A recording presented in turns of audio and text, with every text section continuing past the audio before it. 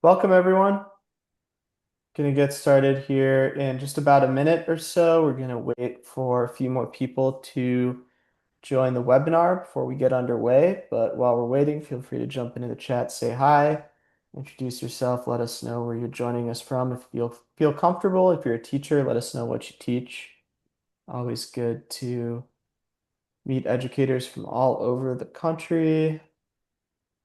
Exam week. Yeah. Well, thanks for joining us. I'm sure it's a busy week for a lot of educators this close to the end of the school year. So I know some of my colleagues, school's already ending, others have like another week or two ahead. So um, we'll squeeze this in for you, and then hopefully you can get back to focusing on wrapping things up.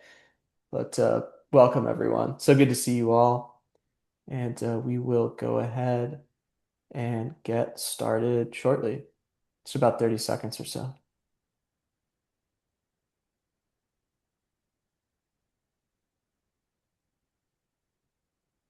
Awesome.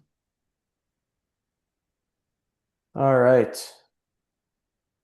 Well, the participants are starting to level out, so I'm going to go ahead and get started so that can get to our excellent presentation. Welcome again to our webinar, Researching Jewish American Heritage through the American Archive of Public Broadcasting. Very excited to welcome back all of our experienced Echoes and Reflections educators, as well as those of you who are joining us for the first time. As always, I'm Jake. I am the online learning manager with Echoes and Reflections, as well as your behind the scenes support should you need it during today's program. If you have any technical difficulties, please let me know through the chat function. If you have any questions during the presentation, you're more than welcome to ask the chat or the Q&A functions, and we'll do our very best to answer them at the end if there's time. And we do ask that you keep your questions relevant to the presentation and respectful to your fellow attendees. And with that, I'm very pleased to introduce Michelle Kelley as today's presenter. Michelle is the media historian and curator of the American Archive of Public Broadcasting. She is a former postdoctoral teaching fellow in the Film and Media Studies program at Washington University in St. Louis and has taught at colleges and universities, including Fordham University, the City University of New York, and Brown University. Her writing has appeared in publications including the Journal of Cinema and Media Studies, the Washington Post, and the academic anthology Screening Race in American Non-Theatrical Film. She earned her PhD in cinema studies from New York University. And with that, Michelle, thank you again for being with us. I will turn things over to you. Okay, thank you for that introduction, Jake. Again, my name is Michelle Kelley. I'm the media historian and curator at the American Archive of Public Broadcasting. And thank you all for being here today to learn more about the AAPB. I hope this talk is useful to you, and thank you to Echoes and Reflections for having me. Okay, so just to give you the lay of the land, today I'll be starting out by briefly introducing the archive for those of you who may be unfamiliar. Then we'll take a look at clips from a handful of programs in the archive, most of which are featured in our online special collection, the Jewish American Heritage Collection. And throughout, I'll discuss the strengths of the AAPB as an archive, and we'll wrap up with a demonstration of how to search the AAPB, and I will provide some ideas on how you might use the AAPB in the classroom and for research. And as Jake mentioned, we should have some time for Q&A at the end of the presentation. But if you do have a question during the talk or you'd like to offer your thoughts on any of the clips we'll be watching, please feel free to pop your questions and comments in the chat, and we can always circle back to those during the Q&A. Okay, so to start us off, I am curious how many of you are familiar with the APB or were familiar with the APB before signing up with for this webinar.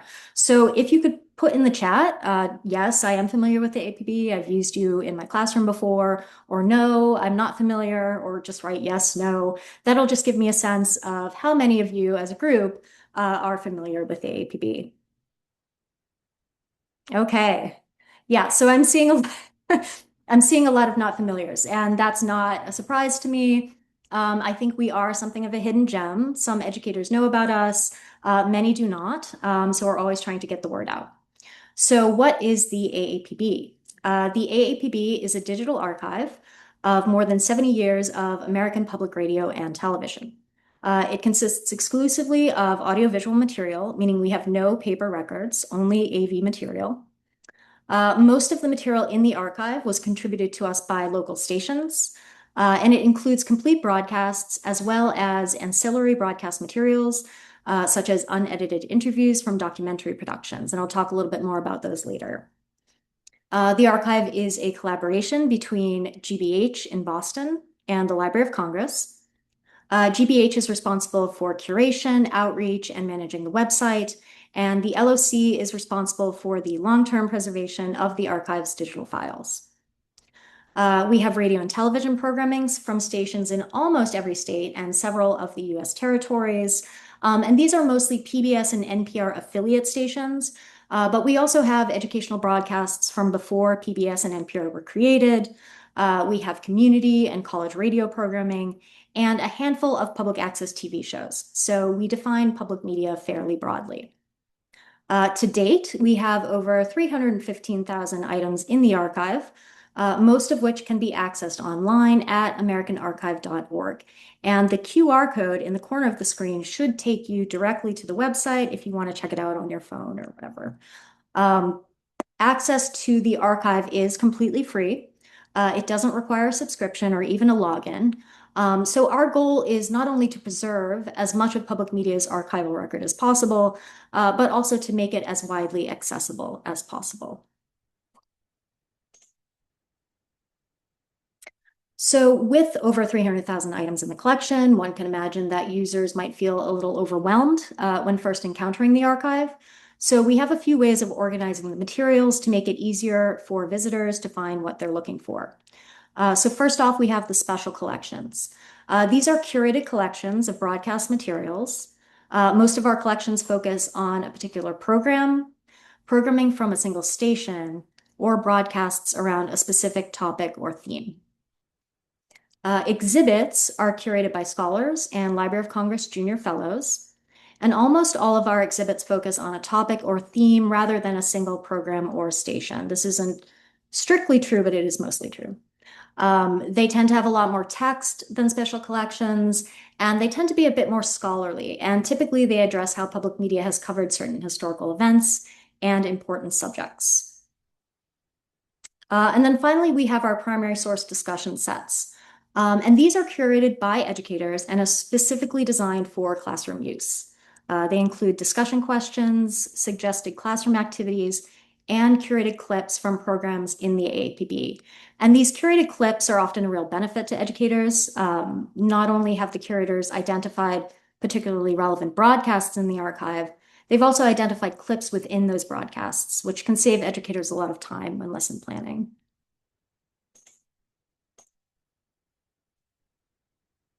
So today, I will be primarily discussing our Jewish American Heritage Collection. This is a curated special collection that includes radio and television programs on various topics, including Jewish American history and culture, Jewish faith and religious customs, the role of Jewish Americans in social and political movements in the US, such as the Civil Rights Movement, encounters with anti-Semitism in the US and elsewhere. And it also includes interviews with Jewish American public figures, such as writers, politicians, and artists. And the interviews with writers are among my personal favorites. And the collection also features interviews with survivors of the Holocaust and their families.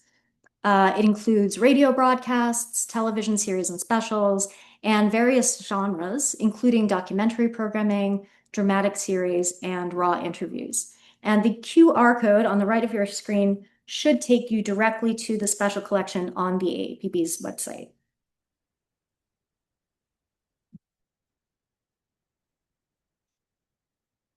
Okay, so I thought by way of an introduction to the collection, we could take a look at one of the collection's featured items, which is a documentary called Maryland Generations, The Jewish Experience. I'll show you a special collection a little bit later, but all of our special collections have 6 featured items. So this particular collection has 400 plus items, and then there are 6 featured items that are particularly exemplary or noteworthy that are highlighted. So Maryland Generations was a series of award-winning historical documentaries produced by Maryland Public Television around the mid-2000s.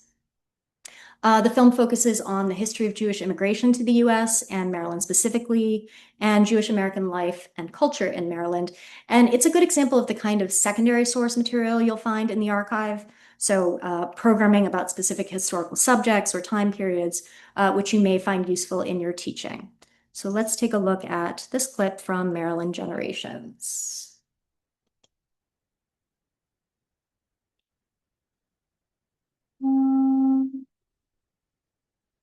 My great-great-grandfather was born in a small town in Germany.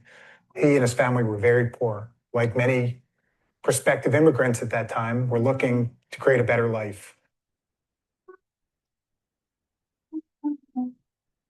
They left for an opportunity for their children that they thought it would be safer. It was a courageous decision because they had to give up basically everything to come over to the United States.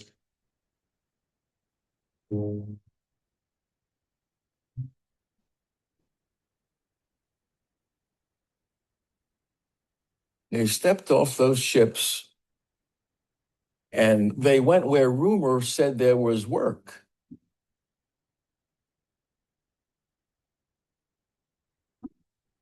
Those that had sewing machines on their backs had jobs right away. The others simply began walking down these streets until they found work, and some did. That happened all over Maryland.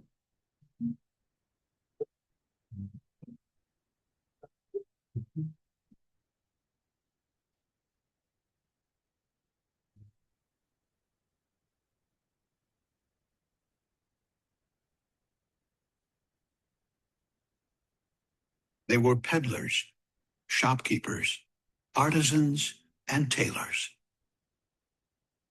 European Jews arriving in successive waves of immigration to Maryland,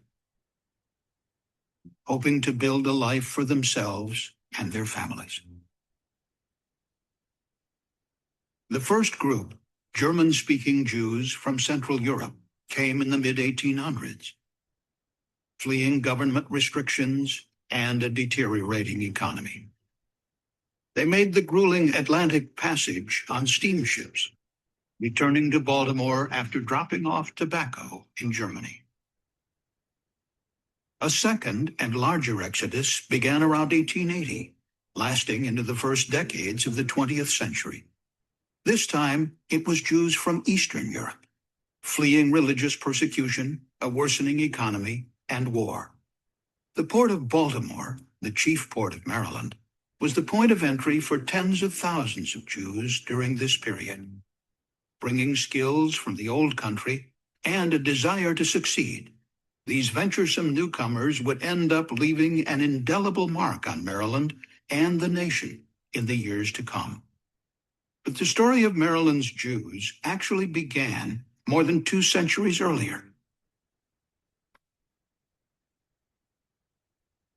Okay.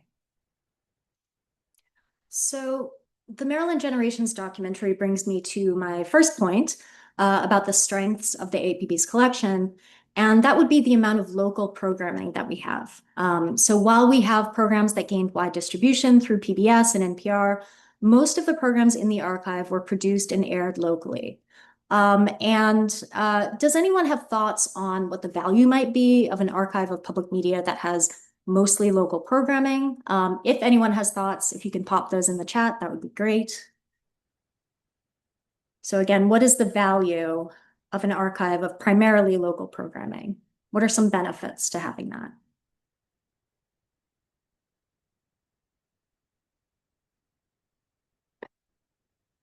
Relatable to students? Yeah, absolutely. Yep. Real life examples.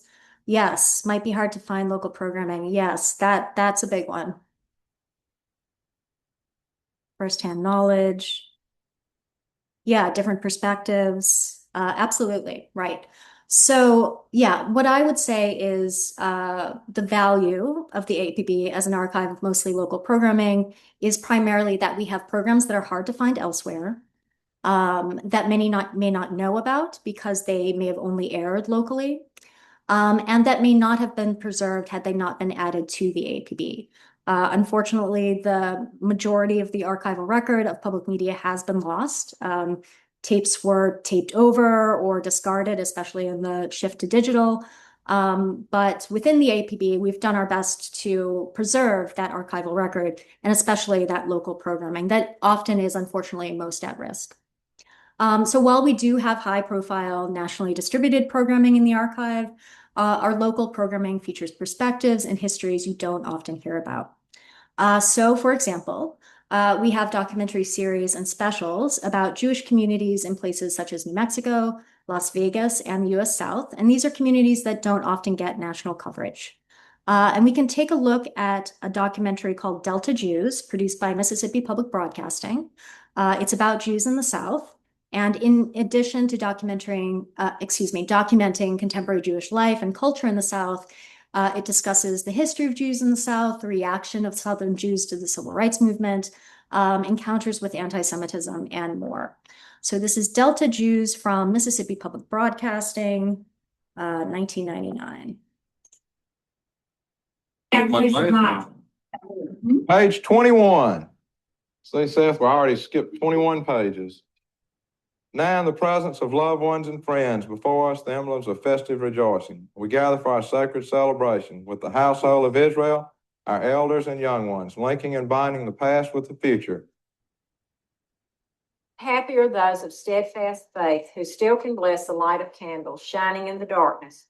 Rejoice, O earth, and those who keep the way. I mean, I think that, as I said before, when you grow up in the Mississippi Delta and you're Jewish, you're Jewish, but yet you're not Jewish like if you grew up in another part of the country. And so he was a good old Mississippi Delta Jewish redneck. So he just seemed to suit me.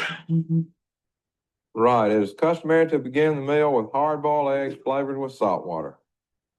So let us begin to eat. Let us eat. The Spring Festival of Passover brings Jewish families together to commemorate the Exodus from Egypt. Leanne and Alan's children are the 5th generation of their family to celebrate this holiday in Indianola, Mississippi. I think we work harder at being Jewish in our area because it is more difficult than people who live in a city that it's easy for them because everybody around them is Jewish. And I think we have to work much harder to maintain our Jewishness here.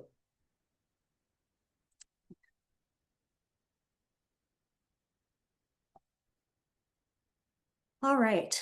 So I've talked about the local programming in the archive and how I think that's a strength of our collection. I also think that another strength of the APB is the amount of interviews we have in the collection. So in the AAPB, you'll find 2 types of interviews. You'll find edited interviews within documentaries, but you'll also find full unedited or minimally edited interviews from documentary productions. So an example of an edited interview that is particularly relevant to this discussion would be John Bayer's interview of Moniek and Fela Mishkit in his documentary, The Mishkits, for Iowa Public Television. Moniek and Fela Mishkit were Holocaust survivors originally from Poland who settled in Iowa after the war. And in the interview, Moniek and Fela discussed their lives before the war and their time at Auschwitz. And I believe this film has also been preserved by the Jewish Federation of Greater Des Moines, but it is also available streaming on the APB site, meaning you don't need to travel to Des Moines to hear the Mishkit story. We have other more well-known documentaries about the Holocaust, such as Claude Lanzmann's Shoah. But The Mishkits is a documentary that's, again, harder to access, which is why I think it's especially important that we've preserved it and made it available online. Again, it's an example of locally produced programming that is all too often overlooked or forgotten. The second category of interviews are unedited or minimally edited interviews from documentary productions. And these are important because often only a few minutes of an interview will be used in a documentary, but the full interview can be a really valuable resource. As an example, we have the full interviews from the civil rights documentary Eyes on the Prize, and that includes a 2-hour interview with Coretta Scott King. And there were only maybe 10 or 15 minutes of that interview that was used in the completed film. But of course, that interview in its entirety is really valuable. So we can take a look at two clips. The first is from the Mishkets, and in it, Fela Mishket recalls what it was like on the train to Auschwitz. And I do want to warn you that it is very powerful, the experience that she describes as harrowing, but I decided to include it because it is an important example of survivor testimony in the archive.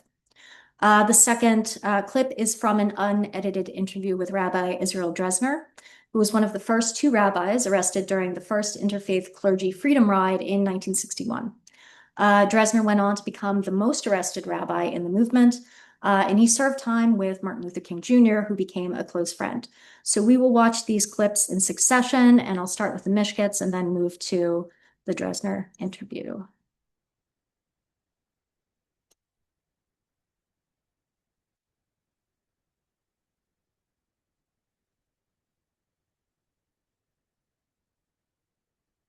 When you were on the way to the camp, you were in the railroad car, shut, the doors were shut.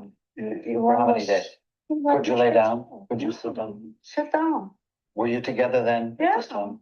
I took a pen, a dish pen, so the kids can do something in my dish pen. And I was a lucky lady that I took the pen with me for those kids. It must Oh, no toilet facility, nothing. It was very bad smell and terrible inside. When they opened the doors, I don't know, like a smoke come out with so many people. And those kids cry, I'm hungry, I'm thirsty, give me this or give me something. I look was holes in the walls on these trains. And sometimes you can see somebody sign a name. You're gonna be die, you're going to Auschwitz, you're going there, you're going there. Oh. You read it on the railroad cars. People, maybe they got people before us too. Yeah. So they start to laugh, and I said to this guy, what he will make suicide? I said, look at, people look like monkeys. To this work we are going. Don't kill yourself. You was the first one to start to sing. He said, what can I do? He said, kill myself here? Let me sing. I'm going to die anyhow. So they sang on the way.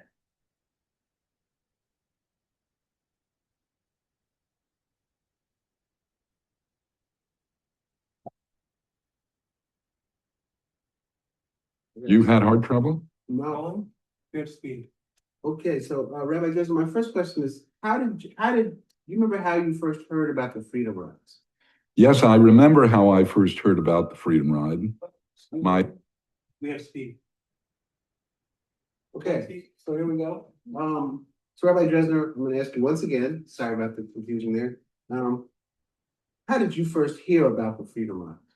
I first heard about it actually from the newspapers because in May of 1961, the first Freedom Ride, the members were utterly heroic, and they were beaten to a pulp when they hit Alabama and Mississippi on the Freedom Ride. And then I was approached by a colleague of mine, or another rabbi who was a friend of mine, who asked me if I would be interested in going on a Freedom Ride. His name was Martin Friedman. He unfortunately died in August of 2007.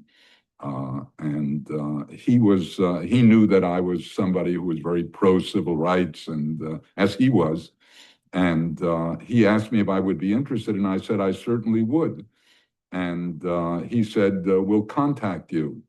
And eventually CORE, the Congress on Racial Equality, which was then headed by a great African-American leader named James Farmer, did contact me and asked me if I would be prepared to go on an interfaith, interracial Freedom Ride, and I said I would.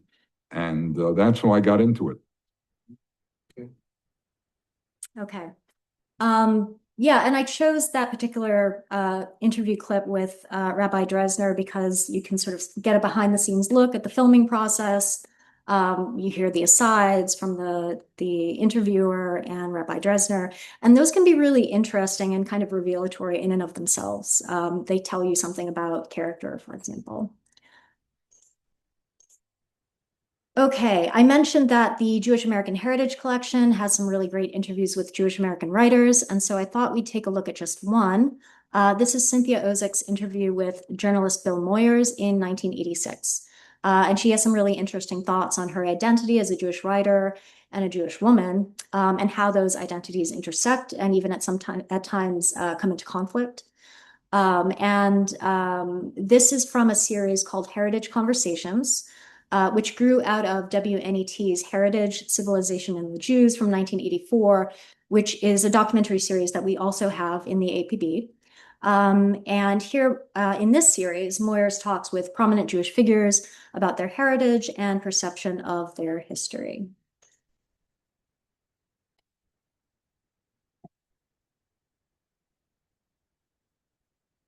Both the vitality and value of the Jewish legacy can be found in the short stories, essays, novels of Cynthia Ozick. Ms. Ozick was born in the Bronx, New York, to Russian immigrant parents, and she has written on subjects ranging from literature to politics to the experience of Jewish women. At the core of her stories is the idea of a primal Jewish nature that generates conflict, celebration, and even redemption in the lives of her characters. The stories are at once magical and deeply rooted in the circumstances and problems of contemporary life. I talked with Cynthia Ozick in New York. You once wrote that when the Torah penetrated the soul of the Jewish people, they said, "We will no longer be buffeted. We will no longer be the instruments of the policies of others." You remember that? Yes. And you went on to say, "And now it is the turn of Jewish women to do the same." Explain that to me. What did you mean? Well, the great intellectual and philosophical heritage of the Jews is truly the work of half the Jewish people, namely the men. And I think women, in being deprived of this, have been buffeted. They have been given a sense of being outsiders to their own tradition. There is a sense, if you haven't created it, of course it's yours, you've been given it, but at the same time, if you have the intellect and you have the love for the Jewish people and you have all the other concerns and insights, you want also to be among the creators who make the tradition in its evolution. Is it true that when you were a child, just starting to Hebrew school, that on the first day, the rabbi dismissed you and said, "Girls are not supposed to learn, take her home"? That's exactly what he said. And my grandmother, who had taken me by the hand to the Cheder, or Hebrew school, obeyed him and took me home. And I don't know what happened in her mind or in the mind of the household overnight, but I do recall that the next day I was back there to stay. I wonder what that rabbi would think if he knew that you were Phi Beta Kappa, had been honored by the Guggenheim Fellowship, by the National Endowment for the Arts, by the Academy of Arts and Letters, and won 3 prizes for your short stories. What do you think he would think? I think it's easy for me to imagine what he would think. He would regard it as chaff and wind. He would regard it as part of the secular world, which has no weight or meaning. It would not be part of his religious and metaphysical civilization, and he would regard it as insignificant and without worth.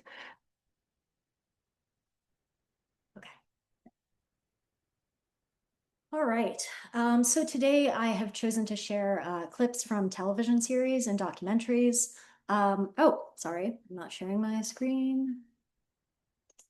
Oops. Yeah, so I've decided to show clips from television series and documentaries, but I do want to emphasize that our radio collection is equally strong. And I'll just mention 3 programs in the Jewish American Heritage Collection that are worth checking out.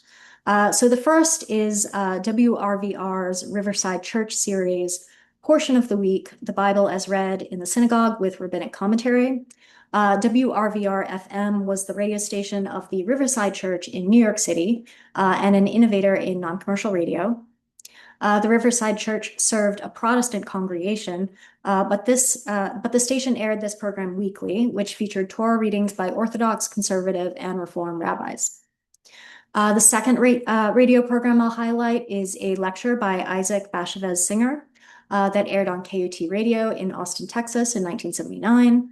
and in it, Singer discusses his philosophy as a Jewish writer. And the final radio program that I'll mention is Judaism in America from Backstory. Backstory was an award-winning American history radio series produced by the Virginia Humanities Council. And this episode traces the history of Judaism in the US.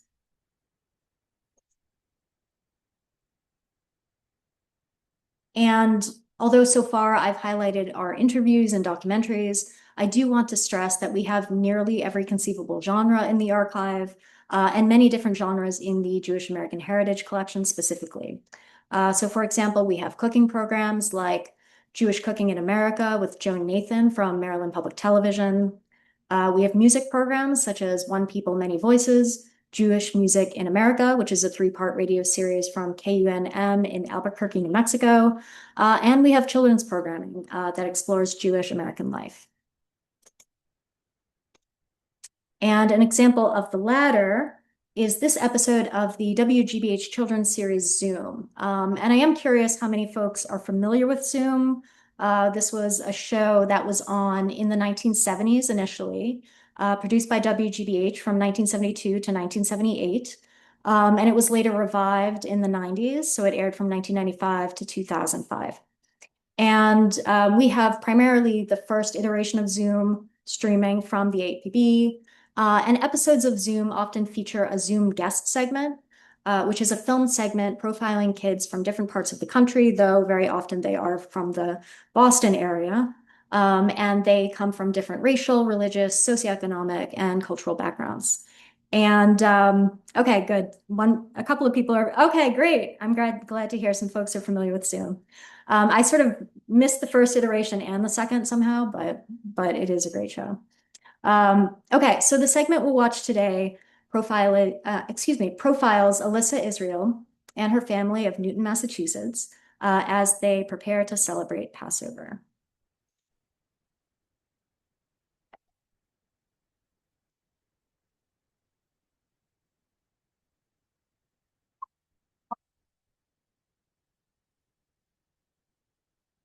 My name is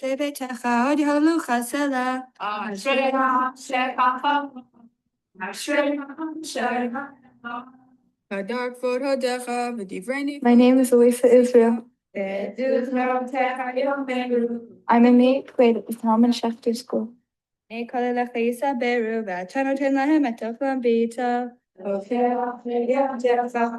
Every morning we go to Tefillot, which is traditional morning prayer. It's sort of a fresh way to start the day. The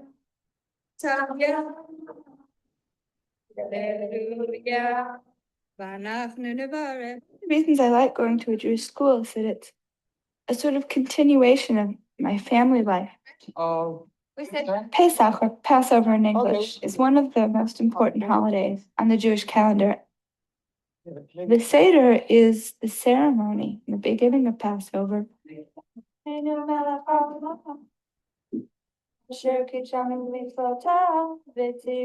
celebrate Passover to commemorate the fact that the Jews left Egypt 2,000 years ago or so, and that we're free people. We convene to recall our past, to explain our present, and to think about our future. One of the purposes of the Seder is not only to retell the story of leaving Egypt, but also to sort of relive it in your mind. Each and every one of us is preparing to leave Egypt this evening. And now, to be sure we leave nothing out of the Seder, we sing together the table of contents, which you'll have to look for in your Haggadahs.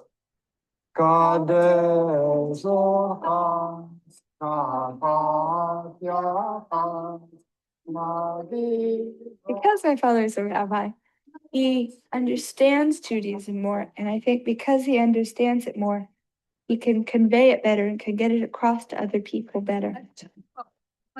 That's sort of helpful because we do a lot of talking about Jewishly oriented things. I didn't know it was that way.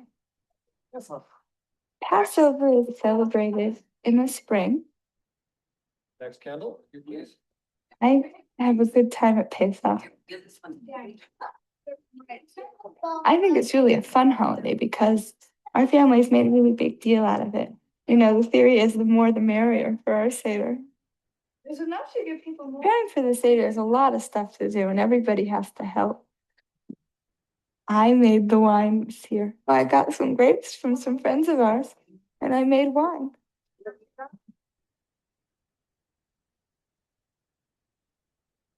Okay.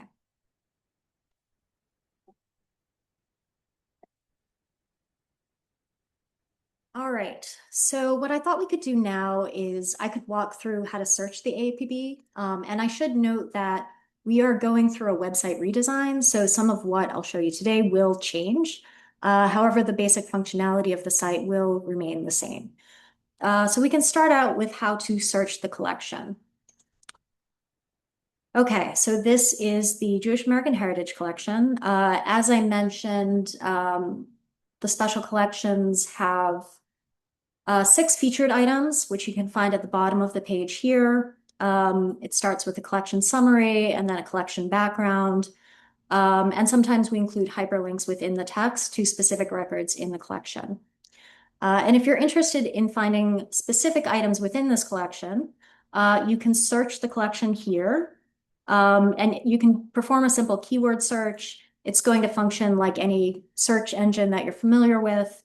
And what you're searching when you do this are keywords related to metadata for items in the collection. So if we pull up Maryland generations, when you're searching a term, you could search Maryland and this record would come up. You'll also be able to search for terms that might be found in the segment description or program description. But you're also searching for terms that show up in the transcript. And so most items in our collection have a computer-generated transcript. We use a platform called Whisper AI to generate transcripts. We don't have the capacity just because of the amount of material in the archive to do this manually. However, we do have people correct those computer-generated transcripts because they often contain errors. And we use something called Fix-It Plus. It's a crowdsourcing tool that we use to edit transcripts.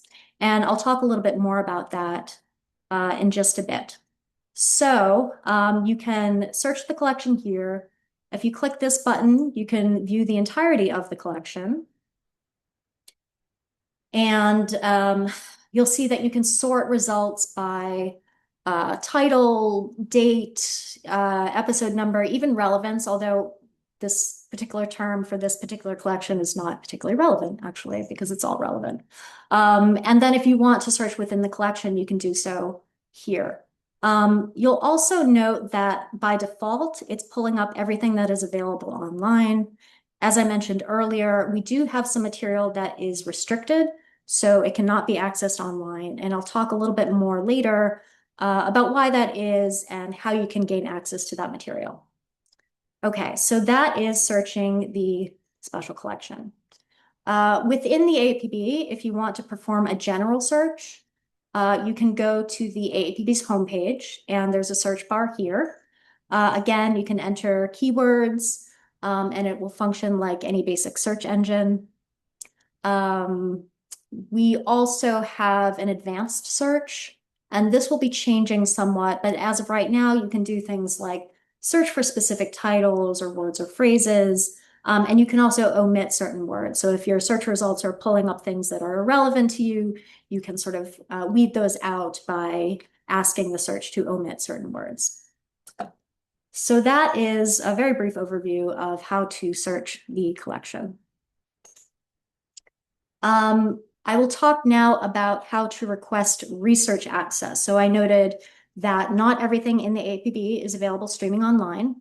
About 100,000 or so items, or 1/3 of our collection, is restricted, meaning that it can only be accessed on location or through special remote research access. And so I'll give you a sense of what this looks like.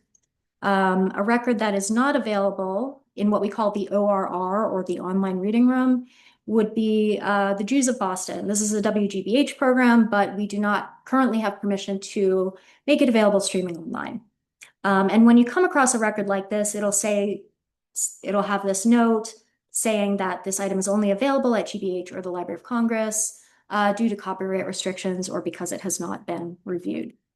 And I mentioned earlier that we really strive to make as much material available online as possible, but most of our material is made available through fair use provisions. And if we have material in the archive that has copyrighted material, especially music, we unfortunately can't make that available generally streaming. We also sometimes work with stations or contributors who say, I'm contributing this film to you, but I'd rather not make it widely available, and then we restrict access. But if you want to access these materials, you have two options. The first is to visit GBH or the Library of Congress to view or listen to the item on site. And this page here provides details on how to do that. The more practical option for most folks will be to request remote research access. So to request remote research access, you can email us at aapb_notifications@wgbh.org, and we will ask you to agree to our terms of use, and then you'll be granted temporary access to the file, which we will share with you via MediaBox. So again, you just want to shoot an email to aapb_notifications@wgbh.org, and we will do our best to make that item available to you. Okay, to wrap up, I wanted to share some thoughts on how you can use the AAPB in the classroom and with your students. So in thinking about the Jewish American Heritage Collection specifically, it has a wealth of programming that hopefully you'll find useful.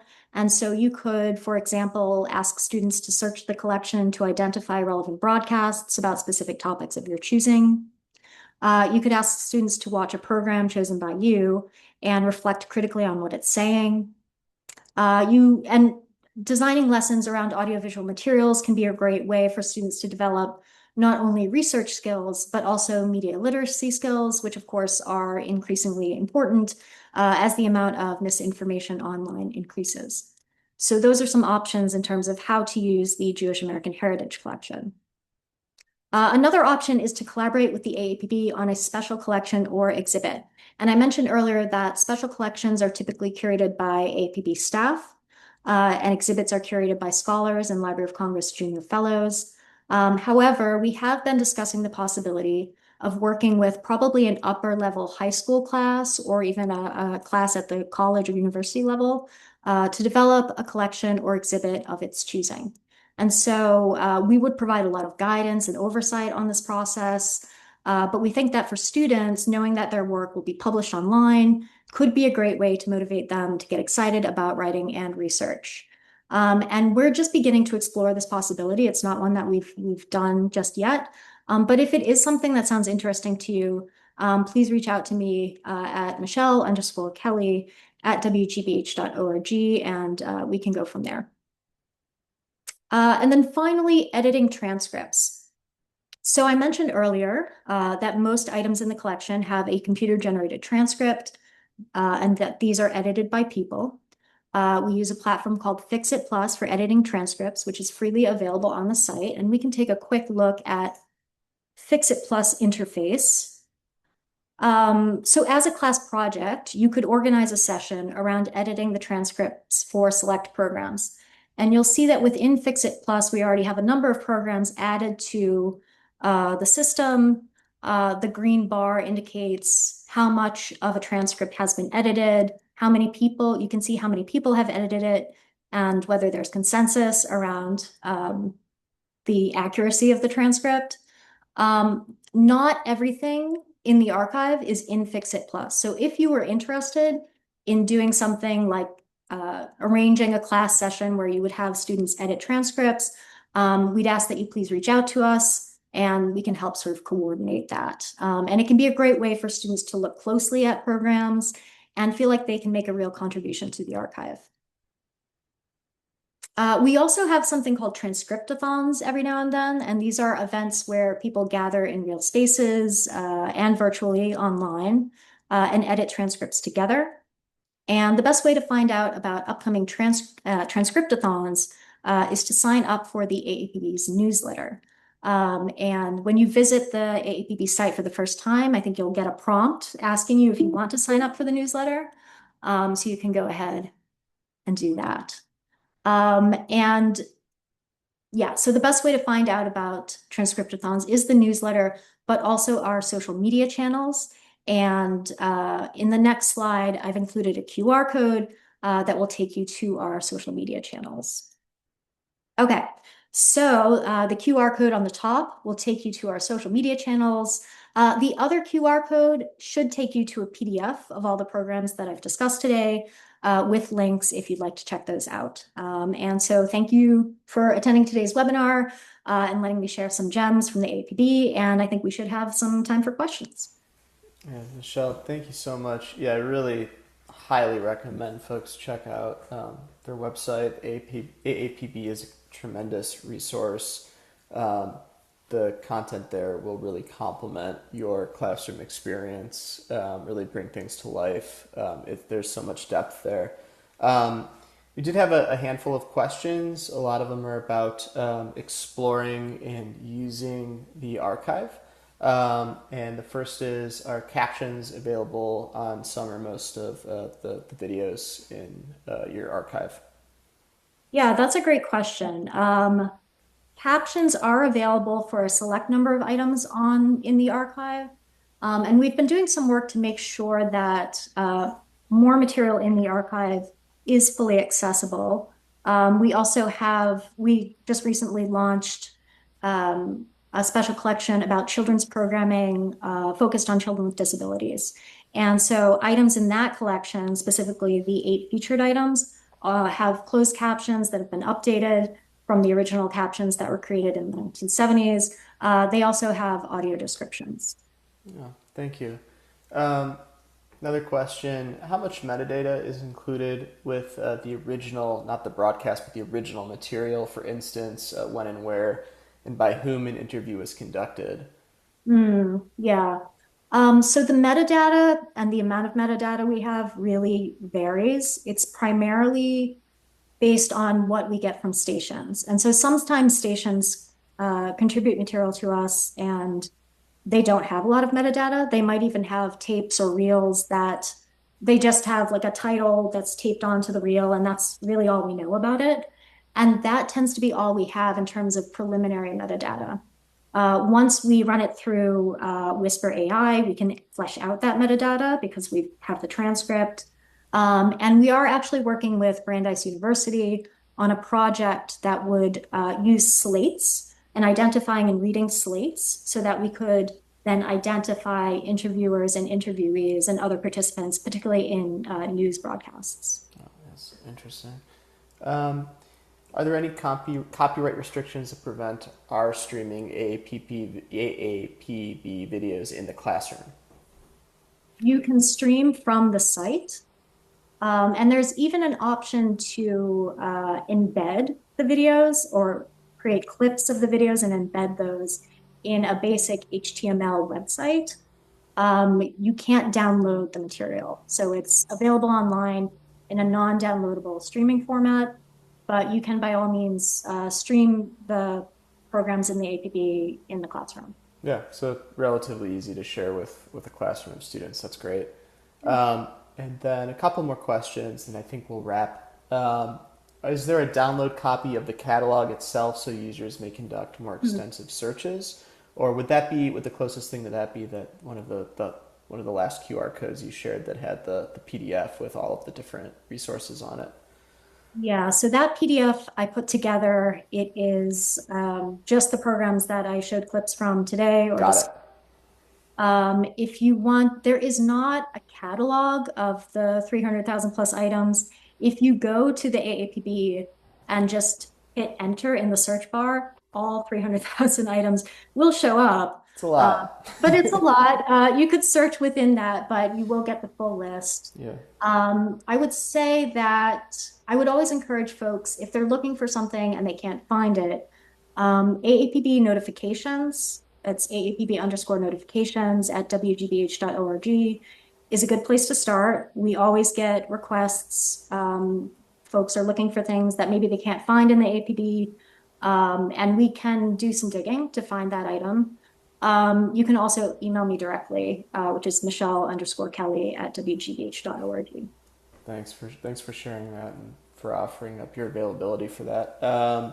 And then the last question, I wanted to back up and ask, how long have you been working on this project? And then also, more broadly, can you talk a little bit about the origins of AAPB? Sure. So I joined the AAPB officially in 2023. But the archive was established around 2012, 2013. And it grew out of a project spearheaded by the Corporation for Public Broadcasting. And so there was, even in the initial sort of discussions about like the 1967 Public Broadcasting Act, there was always an effort to establish a library and archives for public media. But it took a very long time for that to be created. And so around 2012, 2013, the CPB launched a pilot project. They digitized about 40,000 hours of programming from stations across the country.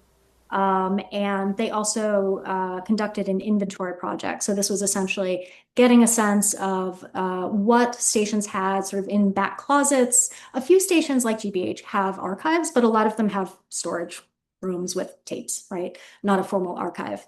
And so that really formed the beginnings of the AAPB as an archive. Later on, the Library of Congress and GBH sort of took over from the CPB. That's fascinating. Well, I'm so glad that you're doing this important work, not only for our teachers, but also for the wonder that is archiving and cataloging all of this extensive American history. It's such important work. It's so good that it's being preserved and, of course, shared with all of us. But Michelle, thank you again for joining us this afternoon. Everybody, I dropped some links to upcoming online Echoes and Reflections courses as well as webinars in the chat. Really hope to see all of you at future webinars and teachers in some of our online courses. We've got a great slate of courses to carry you through the summer and well into the school year ahead. Thank you so much, everyone, for your time. And Michelle, thank you again. I'll leave you with the last word.